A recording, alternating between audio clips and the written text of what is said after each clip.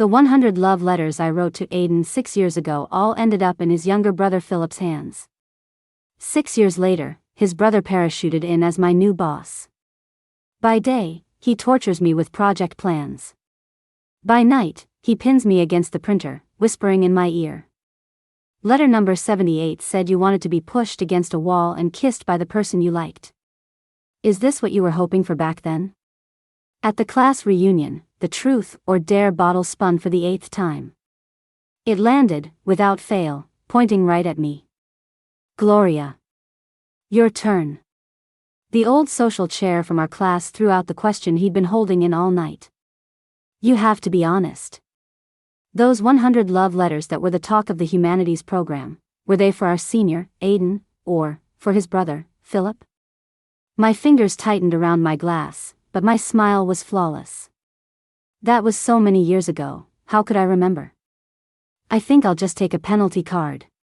But the slip of paper I drew read, stare at the nearest guy to your left for 10 seconds and say, I'm all yours tonight.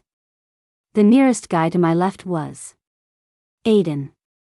Come on, Gloria. 10 seconds on the clock. All yours. We want to hear it. The crowd erupted in louder laughter and jeers. Smash. In the corner, Philip was staring blankly at his open palm. Shards of glass and crimson drops of blood rolled from his hand. Then, he looked up. My hand slipped. You guys carry on. He stood up, didn't look at anyone else, and walked straight toward the door. The atmosphere turned ice cold. Aiden glanced worriedly at the doorway. Then he looked back at me. He's probably just stressed from a project lately. Don't mind him, Gloria. I tried to force a smile. But the muscles in my face felt incredibly stiff. 6 years. I hadn't seen him in 6 years. The sense of distance and pressure coming from Philip was even stronger than it had been back then. The next day, I stumbled into the conference room with a splitting headache. The strategy meeting was just beginning. I tiptoed to a seat in the back row. The project manager was on stage, passionately presenting the new quarterly plan. Suddenly, the conference room door was pushed open from the outside. The director of human resources walked in with someone. It's the new director. Wow, he's so young. And handsome. That presence is off the charts. I instinctively followed everyone's gaze and looked up. That face. I had just seen it last night. Philip. He was my new boss. My blood felt like it froze in an instant, and my mind went completely blank. His eyes swept over my section of the room without a flicker of recognition. As if he were looking at a complete stranger, just another subordinate. For the rest of the day, I buried myself in a mountain of paperwork. I didn't dare look up, didn't dare go to the break room, and did everything I could to minimize my presence. My inbox was dead silent. He didn't send me any work assignments or call me up to his office for a chat. The bell rang for the end of the day. I shut down my computer and grabbed my bag as fast as I could, desperate to disappear. But then my phone screen lit up. A new email notification. Sender, Philip. The subject line had only 2 words, my office. The top floor, the director's office.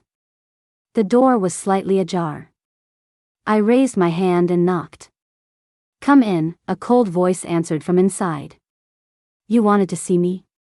The air was frozen for a full 30 seconds. He suddenly walked toward me, reached out, and with a soft click, locked the door. In the enclosed space, it was just him and me. And the crisp, clean scent that clung to him. Philip, Mr. Sterling? My hand instinctively braced against the cold surface of the printer, trying to create some distance between us. But he used my position to lean in even closer. His voice was low, laced with a deadly, dangerous tone.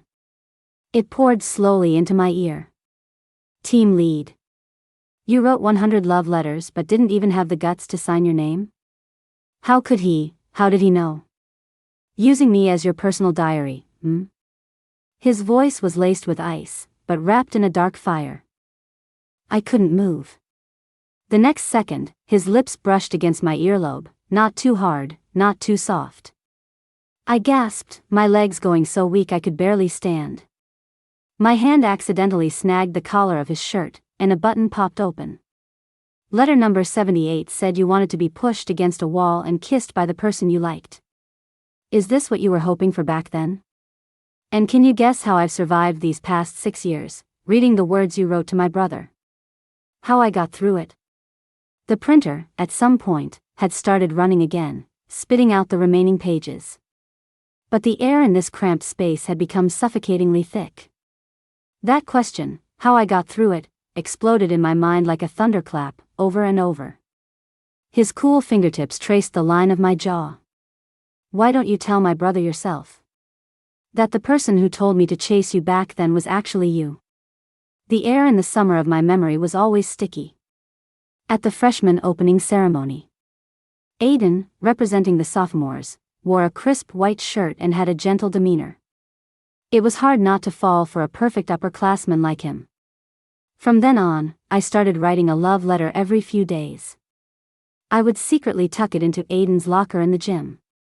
His half-brother, Philip, was in my class and was our class president. Though they shared a father, the two brothers didn't seem to have a good relationship. They didn't live together and rarely spoke. My first impression of Philip was that he was just as smart, sunny, and refined as his brother. Naturally, plenty of girls had crushes on him. Since I was 2 months older, he always liked to call me sis in class. Anything you don't understand in the future, sis, you can always ask me. Let's go, sis, time for lunch. Until that one afternoon, I saw with my own eyes how Aiden casually tossed someone else's love letters and gifts into the trash along with other junk. Then he started talking about a girl who was pursuing him. He called her efforts a waste of time and said she was not very bright. His expression didn't even flicker. I instantly thought of my own 100 letters, which had all vanished without a trace. An immense chill and a wave of shame washed over me. It turned out I had only been in love with the shining, idealized version of Aiden I'd imagined, the one who stood on the podium. The real him was pragmatic, even a little cold. I started begging Philip to pretend to chase me, to act like we were a couple. He just smiled, patted my hair, and said, "Okay." From that day on, Philip began showing me blatant affection every few days. Before long, the campus forum blew up. Scoop. Campus heartthrob's hot pursuit of the new girl next door pays off. Perfect. Now Aiden would probably just think I'd put the love letters meant for his brother in the wrong locker. I would never become one of the girls he gossiped about and mocked. Gradually, I started to distance myself from Philip. He probably sensed the change in me. In the hallway, he suddenly grabbed my hand. "Sis, are you stringing me along?" Suddenly, my face fell. "I told you, you're only pretending to chase me, and the relationship is fake. We're not right for each other." "How do you know we're not right for each other?" "Because being right for each other requires mutual feelings." Philip looked at me, withdrawing the hand he'd been about to reach out with. "So, you actually like my brother, don't you?" I was just a tool to get his attention. After a long pause, he asked again, "Have you thought this through?" "I don't like to pretend when it comes to feelings. I only want to be serious." My silence was his answer. He let out a short laugh. "Then forget it." Later, Philip started dating a girl from the art school next door, Leah. And I, to make use of my free time, joined a school club. We cut down on a lot of unnecessary contact. Until the club's farewell party in our junior year. Aiden, in his final year, was on stage. At the end of the event, he suddenly confessed his feelings for me after losing a bet with a friend. Standing in the audience, I could hardly believe what I was hearing. From below the stage, Philip rushed up and punched his brother. The microphone fell to the floor, screeching. The teachers and students nearby were stunned and rushed to pull the brothers apart. Then Philip ran toward me, wiping blood from the corner of his lip. "I need to talk to you. Whatever it is, let's talk after my evening elective. You'll just run off tonight, won't you?" He paused, seemingly out of patience. Gloria, I'll be your backup plan. I looked up, unable to believe what he was saying. What does that mean? What about your girlfriend? We broke up. His voice grew lower, his eyes turning red. You can be with my brother. Even if you still can't see me. Just let me be by your side, okay? I'll be your backup plan. How could someone like him willingly say something like that? But he did. My mind went, like it had been hit by something heavy. Backup plan? What kind of crazy talk was this? What did he think I was? What did he think he was? Don't say such degrading things. I don't need a backup plan, especially not you. Please, don't come looking for me anymore, and stop doing these ridiculous things. He gave a bitter smile. It was a smile tinged with self-mockery. He turned, his back resolute, and never looked back. After that, it was like he vanished from the face of the earth. It wasn't long before I heard he had gone abroad. My consciousness snapped back from the memories. Remember now? Using me to get to my brother? How did it feel, using me as your pawn? The pain and anger in his eyes were about to spill over. Mr. Sterling, this is the office. He let out a low laugh. So what if it's the office? Did it ever occur to you that the person who might see those letters you wrote, one after another, could have been me? Then again, only you would be dumb enough to put your love letters in the wrong locker. He backed away slightly, finally letting me see his face clearly. Did you know that the day you wrote, I saw you playing basketball today, the sun dancing in your hair was so beautiful, I was on the court too? My mouth opened, but no sound came out. You also wrote, the sweet and sour pork at the main dining hall is actually pretty bad, but because you like it, I stood in line 3 times, my brother never eats that stuff. He finds it too greasy. That's my favorite. He was just getting it to go for me. Every word was like a heavy hammer, slamming into my heart. 100 letters. All the secret crushes, heartaches, joys, and confusion of my college years. The girlish feelings I thought had sunk without a trace. That I assumed Aiden had long ago thrown away like trash. All of it had ended up in his hands. He had kept them. Read them. Obsessed over them. For 6 whole years. And I, at that goddamn reunion, had looked at his brother and smilingly said, I'm all yours tonight. I was so screwed. That was the only thought in my head. From that day on, my professional life entered hell mode. Philip gave a masterclass in professional retaliation. It became normal for the proposals I submitted to be sent back for 3 to 5 revisions. In the conference room, he would listen to my presentation. His questions were sharp and ruthlessly precise. Team lead, is this the standard of work your team produces? If your market sensitivity is this poor, I seriously question your fitness for this position. He even forcibly gave me a ride home after a business dinner, claiming it was on his way. The enclosed space of the car, his scent of cedarwood mixed with alcohol. It left me with no escape. The car stopped in front of my apartment building, but he kept the doors locked. He slowly loosened his tie and asked, Aren't you going to invite me up, sis? I'd love to see that cozy little nest full of stuffed animals you wrote about. I was scared out of my wits, my fingers digging into the door handle. He saw my terrified expression and suddenly smiled. But the smile didn't reach his eyes. What are you afraid of? It's not like you didn't write I've imagined watching movies with you on the sofa. He leaned over to unbuckle my seatbelt. His breath ghosted across my cheek. Although, the you in that fantasy wasn't me. This roller coaster of ice and fire was driving me insane. I tried to talk to him once. Mr. Sterling, about what happened before, I think we need to talk. I tried my best to look calm. His gaze, behind his gold-rimmed glasses, was sharp and scrutinizing. Talk about what? Team lead, it's working hours. He raised a hand, cutting me off. If you're worried that your personal feelings will affect my professional judgment, there's no need. My expectations for you are the same as for any other employee."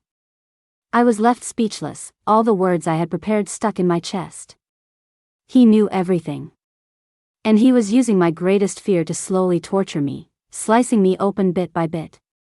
On the last day of the workweek, I was rounding a corner with a stack of freshly printed documents. In the distance, I saw a figure standing outside Philip's office. The moment I saw her face, I froze. It was Leah. She obviously recognized me too. "Gloria?" Her voice was gentle, with a perfectly measured hint of surprise. "Long time no see. You work here?" I clutched the files in my arms, my fingertips growing cold, and tried to make my expression look just as natural. "Long time no see. Are you here to see Mr. Sterling?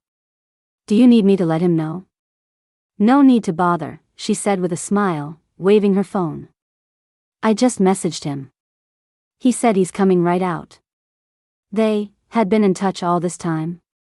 2 minutes later, Philip came out of his office. Leah playfully pulled 2 concert tickets from her purse. "I saw on your social feed a while back that you wanted to see this concert but couldn't get tickets. I managed to track these down for you. We can go together after dinner." Just as Philip was about to say something, a gentle, slightly surprised voice came from behind me. "Gloria?" I whipped my head around. Aiden was standing a few feet away, holding what looked like a manila envelope. Seriously, of all the things to happen. In that instant, I felt like I was being roasted over an open fire. Leah was the first to speak. "Aiden? What a coincidence." "Just some business," Aiden said with a nod, then looked back at me. "Gloria, you're working with Philip now?"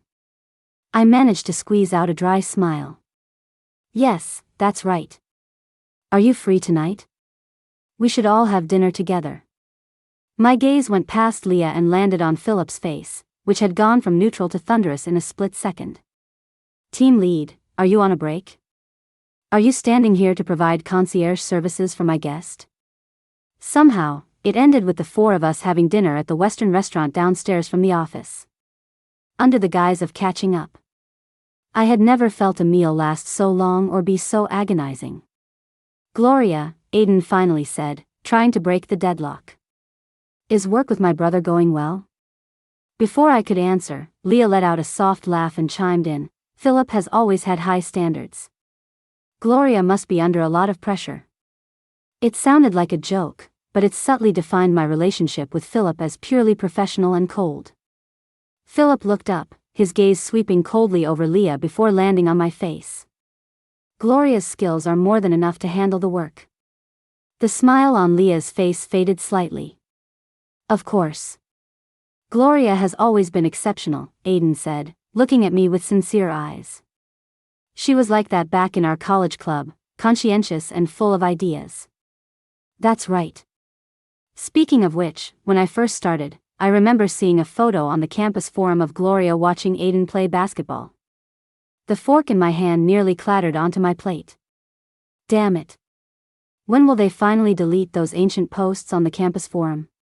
That's all in the past. Gloria was just a freshman then. But freshman feelings are the purest, aren't they?" Leah pressed on, smiling at me, then glancing as if by accident at Philip. "Right, Philip?" Philip abruptly put down his knife and fork. He turned to the side and draped his arm over the back of my chair in a possessive gesture. "She's with me now. Can't you tell?" My cheeks felt like they were on fire. "Don't talk nonsense," I said, my fingers tightening on my wineglass. "Am I wrong, my employee?" He stood up, pulling me up from my chair with him.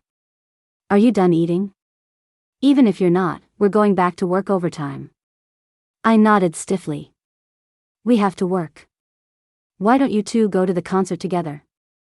He threw that line out and, practically forcing me along, walked away without a backward glance.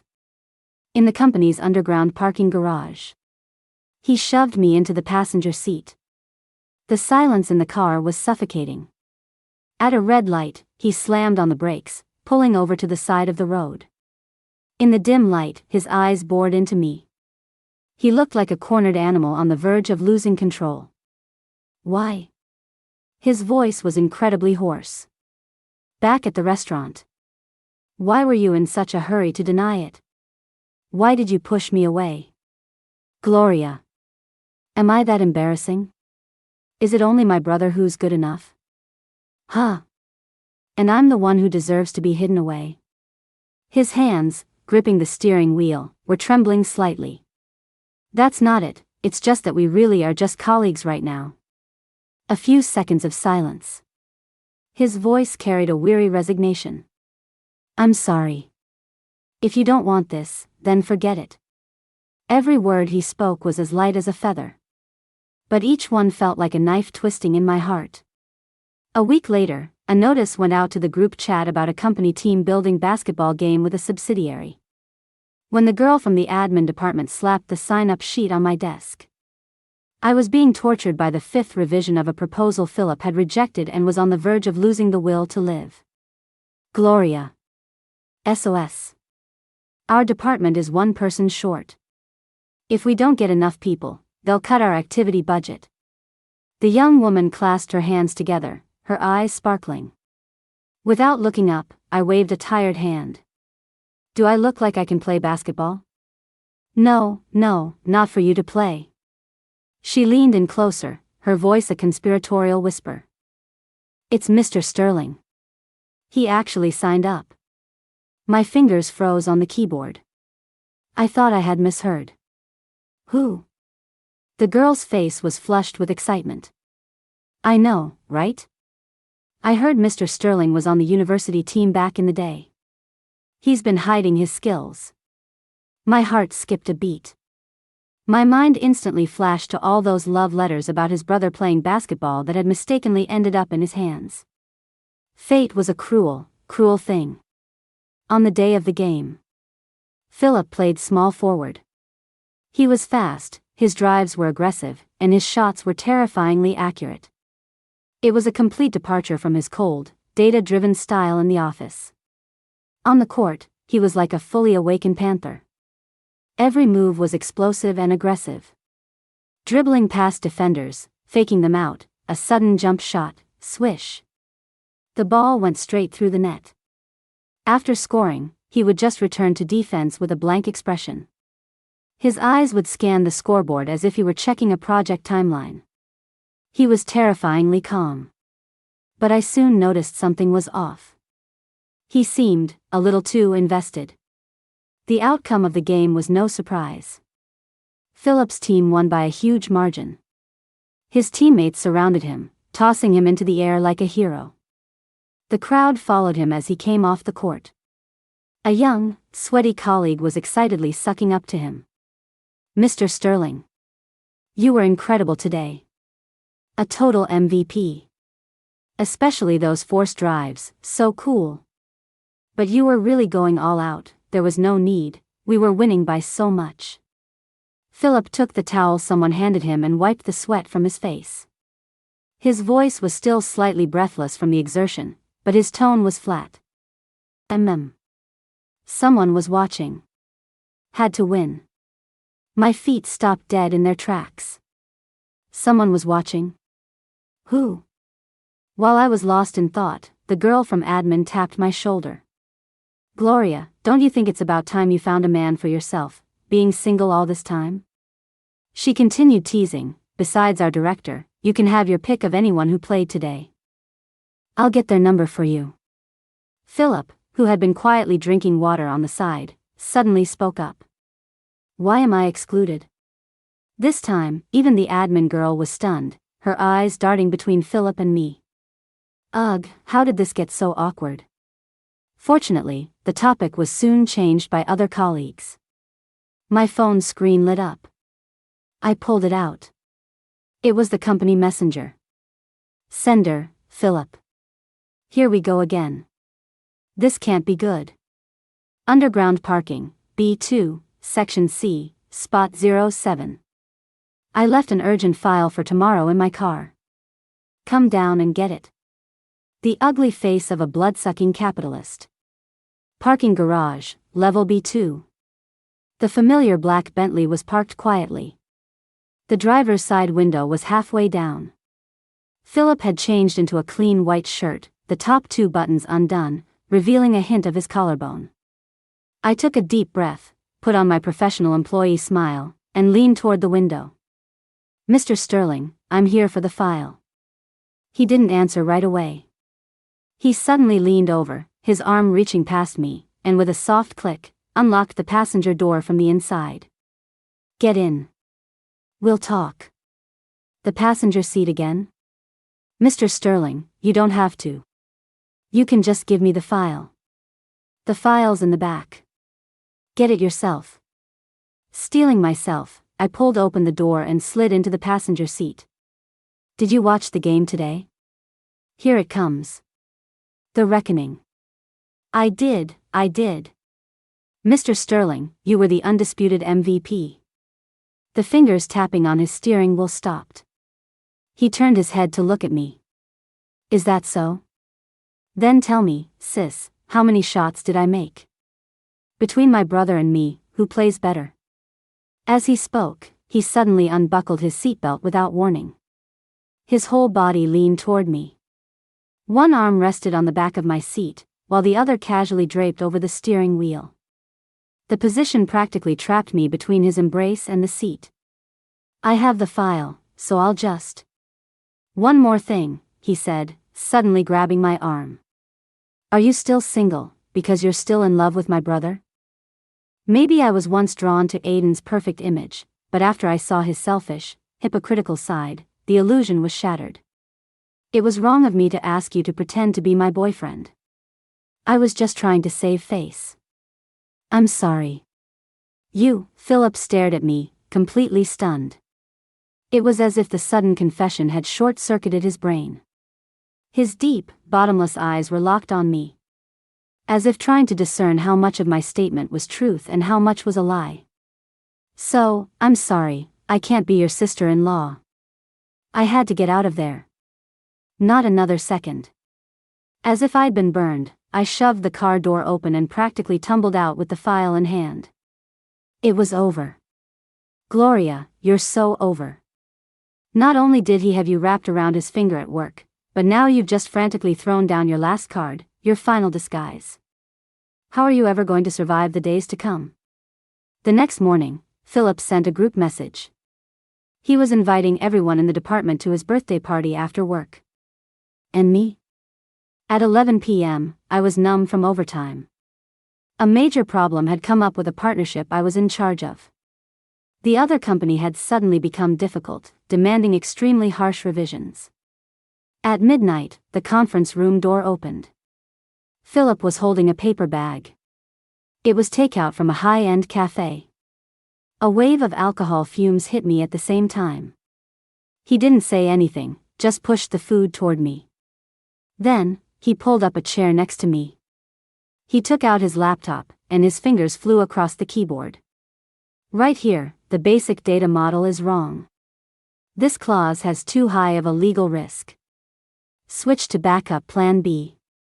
His tone was calm and steady as he quickly and precisely pointed out the problems and their solutions. He didn't even blame me for not coming to his birthday party. "Eat," he said, gesturing to the takeout, his voice low. "Don't work yourself to death before I've had a chance to collect my debt." At that moment, the office was brightly lit, and outside the window was the silent cityscape. I looked at him and suddenly had a clear realization: this man had punished and pushed me in all sorts of ways. But he never actually wanted to destroy me. All that relentless nitpicking. It was more like a twisted form of protection. I looked down, picked up the chopsticks, and put a still warm, translucent shrimp dumpling in my mouth. I chewed slowly. My eyes started to sting. From the corner, he suddenly spoke, his voice exceptionally clear in the dead of night. "Gloria. It's been 6 years. When are you going to finally see the real me?" My hand, holding the chopsticks, froze in mid-air.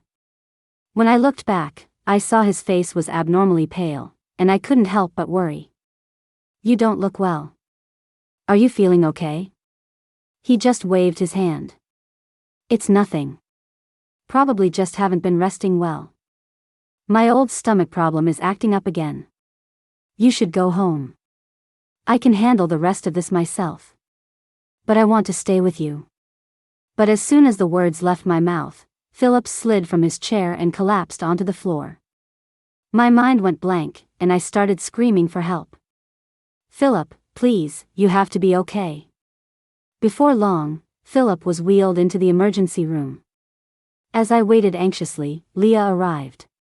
Her eyes were filled with resentment for me. I've always been the one people envy, but you're the only one I both envy and resent. What gives you the right to make him so devoted? You wouldn't even give him a chance as a backup, but he's still completely hung up on you. Leah told me a lot about Philip's past 6 years. She said that she and Philip had never really been together. When I wasn't around, they had never even held hands. The day I rejected him as a backup plan, he locked himself in his house for days. When Leah saw him again, he was gaunt. He became cold, quiet, and his family even took him to see a therapist. Sometimes, he had to take sleeping pills just to fall asleep. Then he went abroad. Besides classes, he spent all his time drinking in bars. That's when he ruined his stomach. He had stomach bleeding several times while he was overseas. Gloria, did you know, one time when I went to see him abroad, his bag was stolen on the way to a bar. He searched for it like a madman, staying out in the rain all night, and ended up with a high fever for 2 weeks. We all thought he'd lost his mind because there was nothing valuable in the bag. Later, we found out that the keychain on the bag was a gift you gave him in college. That's when I knew I had lost. Completely and utterly. After she finished, she took a deep breath, her eyes red. After all that, I just hope you can cherish him. Don't let him get hurt again. Leah left, leaving me alone in the hospital corridor. That keychain, which I had stayed up all night to make, was originally for Aiden. But then I saw him throwing a suitor's gift in the trash. In a fit of anger, I gave the keychain to Philip instead. I thought he had long ago discarded it as something unimportant, but I never imagined he would treasure it so much. At that thought, my nose stung. Looking at Philip lying in the hospital bed, tears streamed down my face uncontrollably. By the time I entered the hospital room, Philip was already awake. He turned and was startled by my red-rimmed eyes. Are you an idiot? Drinking so much at your birthday party when your stomach was already bothering you. And then coming to help me with a proposal. You were doing it on purpose, weren't you? Trying to make me feel guilty for not coming to your party. Philip smiled faintly. You know, back in freshman year, when I saw the love letter you put in the locker, I was so happy to find out that the person you had a secret crush on since the start of school liked you back. How lucky is that? Turns out, I wasn't that lucky person. Sometimes I wonder why all the good things always happen to my brother. Including my dad. We're less than 2 years apart, and I was the one living with him, but his eyes were always on my brother. Back in school, everyone thought my brother and I had similar personalities, but that was just me trying to please my dad, forcing myself to act and speak like my brother, to seem sunny and gentle. Before I went abroad, I had made up my mind, I never wanted to see you again. You didn't like the real me anyway. But now I feel like, just being able to see you again, is so good. Please don't be so cold to me, okay? That's my birthday wish for this year. I looked at him, and my eyes reddened again. No. That's not it. You're wonderful. You have a heart that's softer than anyone's. And, on your birthday, I actually bought you a gift. The ice in Philip's eyes began to melt. Really? Really? It's a fountain pen. I just never found a chance to give it to you. Before the I'm sorry that had been circling in my heart for so long could escape, Philip kissed me. The kiss was light and brief. But it seemed to take all the strength he had. I slowly pulled away from him, and his cheeks flushed a visible shade of red. I want to show you something. As he spoke, he opened the photo album on his phone. The album was password protected. And the password was, my birthday. Inside were photos of me, one after another. 2 weeks ago, at the coffee shop downstairs from the office, holding a latte and laughing with a colleague, sunlight hitting the side of my face.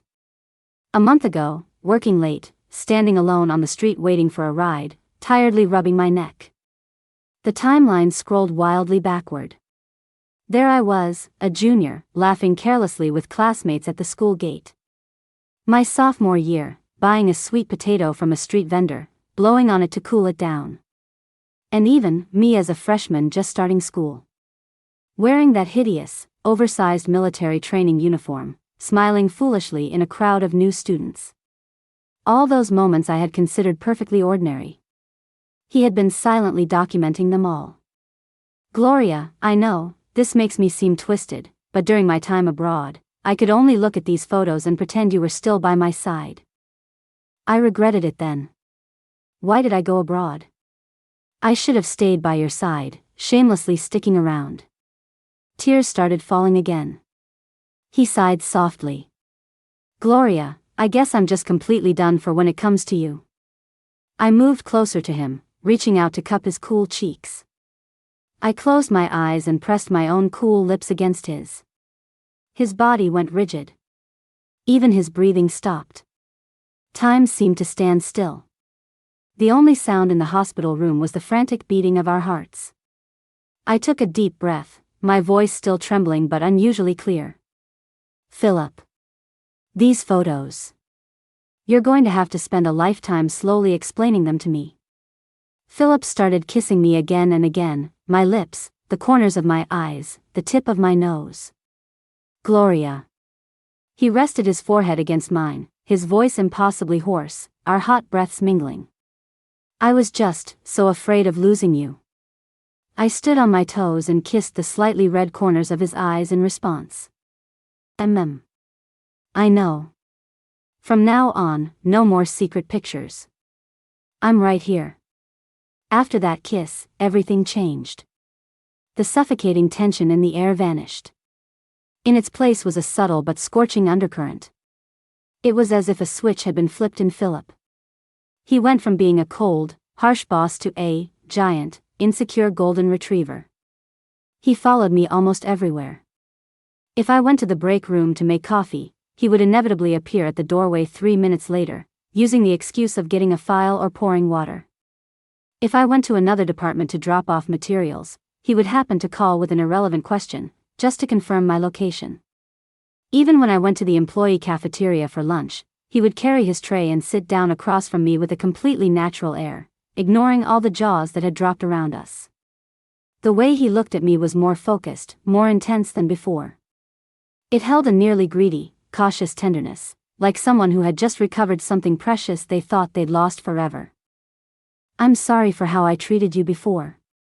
It's because I didn't know how to get close to you.